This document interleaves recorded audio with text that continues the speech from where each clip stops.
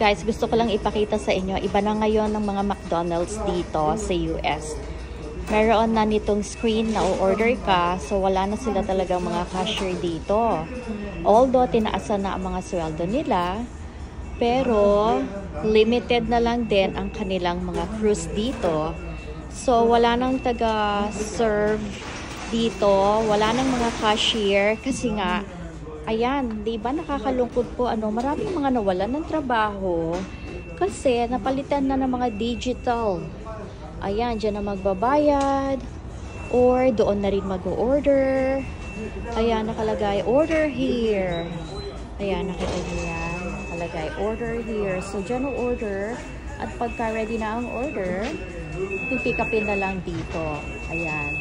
So, hindi na rin masyado marami ang kanilang mga empleyado dito kasi nga, nagbawas sila ng empleyado pero nagdagdag naman ng sweldo. So, dinagdagan ng sweldo ang dalawang empleyado. Dati siguro ang employees nila rito, mga 6 employees kasi may mga cashier sila rito eh.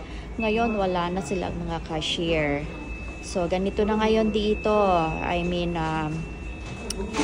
you know, they're trying to actually cut down sa labor at pinapalitan na lahat talaga ng mga machine. So, it's just sad, kasi marami na rin ang mga nawawalan ng trabaho.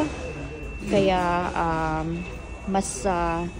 mas konti ang mga empleyado, mas marami silang trabaho ngayon. Kahit nasabihin natin malaki yung sweldo nila, well, ganun pa rin, So, it's just really sad. And, yun nga, ngayon, dun pipick upin ang mga order. Patatawagin nila yung number ng umorder, yung order number that was provided dun sa machine. Tapos dun pipick upin yung mga order. So, just wanted to share with you guys. So, nandito kami sa McDonald's.